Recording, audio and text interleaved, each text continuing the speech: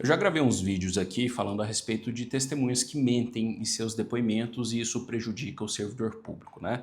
Tem até um vídeo exclusivo onde eu falo sobre a contradita, a importância dessa contradita. Só que eu resolvi gravar esse vídeo com 5 passos, 5 estratégias, né? Para que o servidor que esteja respondendo um PAD ele possa lutar contra testemunhas que estão querendo prejudicá-lo, notariamente estão mentindo ao longo do processo e isso pode gerar uma pena de demissão. E por que eu resolvi gravar esse vídeo? Porque está tendo uma escalada desses acontecimentos, né? Todos os dias a gente recebe aqui dezenas de atendimentos, né? 70, 80 atendimentos por dia, e a gente percebe que está tendo uma escalada significativa de casos onde o servidor ele é acusado de forma equivocada, né? E essa informação ela é veiculada através de mentiras e principalmente através dessas testemunhas que são aliadas dos inimigos, enfim, dos desafetos desse servidor público. Então, assim, eu achei importante trazer aqui algumas estratégias, na verdade 5 estratégias que a gente tem feito nos PADs aqui, para que você, servidor público que esteja passando por um processo administrativo disciplinar e sabe que as testemunhas arroladas pela comissão são testemunhas que vão te dar problema, para que você tenha condições de se defender de uma forma efetiva e até de anular uma eventual pena de demissão, caso esses testemunhos sejam utilizados para te punir. Então, primeiro ponto, mais importante, é o papel da contradito. Você provar que aquela testemunha é sua inimiga. O que você pode utilizar? Até separei aqui algumas coisas que a gente tem utilizado. Print de WhatsApp, e-mails, né? E-mails, até aquele e-mail mais desaforado, ou uma série de e-mails que a pessoa está te cobrando e você vê que aquela cobrança é desproporcional, porque isso se caracteriza como assédio. Boletim de ocorrência, registro de brigas anteriores. Então vamos supor, teve uma discussão e ali no grupo do órgão público tem um histórico, vocês discutiram, não sei o quê, ou se a discussão foi no grupo de WhatsApp, isso também serve, né? Tudo que você tiver de material, processos, né, processos cíveis, até criminais, a respeito daquela testemunha para comprovar que ela é sua inimiga, isso se chama contradita, tá?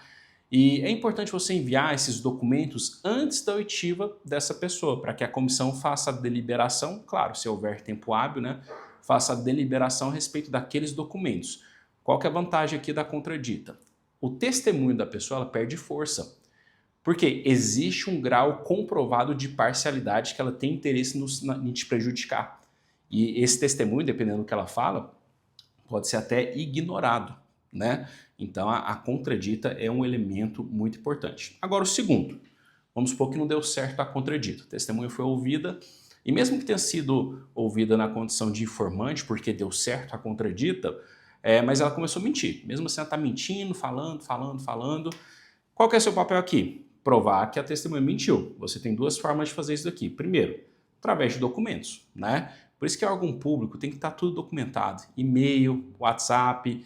Se você percebe que está numa situação ali de conflito, que as pessoas estão te assediando, começa a gravar as conversas, já dei dicas, né? Essa gravação é lícita se você está participando da conversa, você pode comprar um smartwatch para fazer essa gravação, não precisa avisar a outra pessoa que você está gravando, porque aí, por exemplo, a pessoa está mentindo contra você, você apresenta essas provas aqui para a comissão de PAD, a comissão de PAD é obrigada a deliberar a respeito disso. Você vai fazer uma manifestação, obviamente, né, nos seguintes termos, linhas gerais aqui, tá?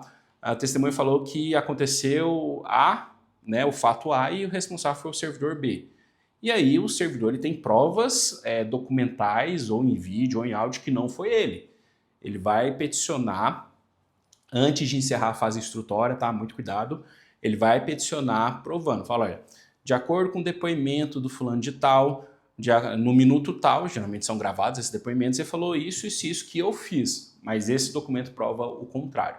Que aí você consegue a contradita, se você não tiver conseguido no ato, né? Aquela testemunha ela muda para informante, perde o valor e o que ela falou sobre você cai em descrédito.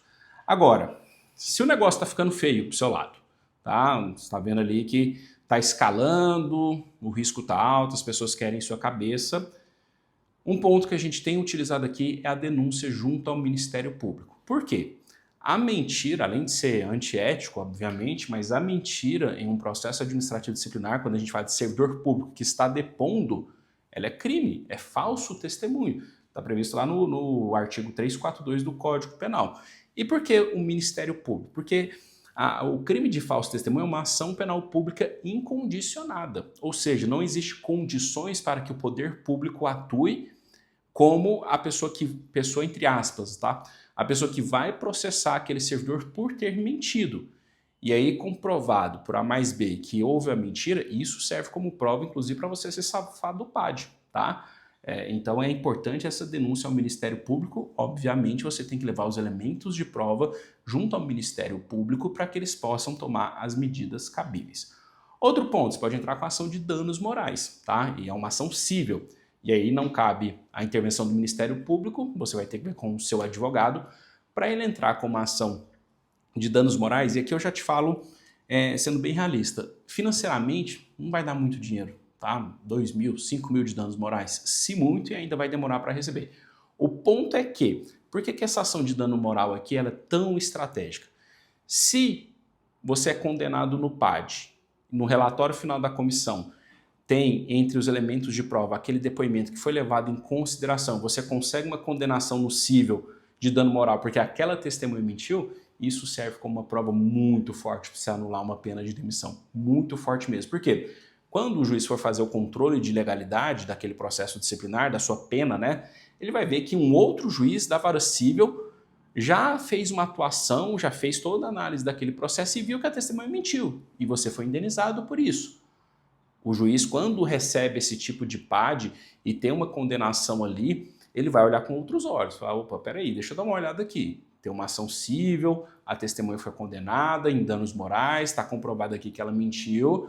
Eu acho que eu vou suspender essa pena de demissão aqui em liminar para analisar melhor. Você já começa ali com 3-0 na frente para anular uma pena de demissão. E o último ponto, aí depende muito de cada órgão, né? Os órgãos públicos, eles têm os órgãos de controle, tem tanto o controle interno quanto o externo. Nos órgãos públicos sérios, né, vale a pena você fazer uma denúncia no órgão de controle interno. Agora, se são órgãos menores, o pessoal ali da corregedoria, da controladoria, são conchavos políticos, aí pode ser que isso seja em vão. A melhor opção vai ser você fazer uma denúncia nos órgãos de controle externo, mas é muito importante ter uma movimentação da sua parte.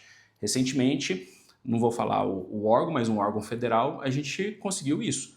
A gente começou a levar essas provas para o órgão de controle federal, né, era um PAD na federal.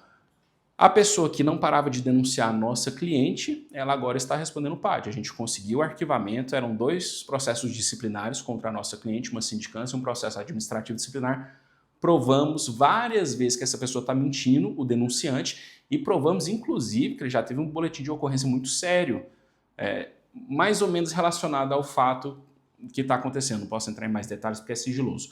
Mas o fato é que agora foi instaurado um PAD contra ele, porque a gente tomou essa medida de denunciar os órgãos de controle. Então, pessoal, a gente precisa estar ciente, que eu sempre falo, o PAD ele é uma guerra, né? E as pessoas parecem que perderam qualquer pudor de mentir. Porque, ok, você não está na justiça, né? Não é um juiz que está presidindo o PAD. Lógico que quando a gente fala PAD em tribunal, geralmente é um juiz ou um desembargador. Mas na maioria dos casos a gente está falando de outros servidores, são pares, né? São servidores de carreiras administrativas, de saúde, fiscais, etc. Não tem um poder de juiz.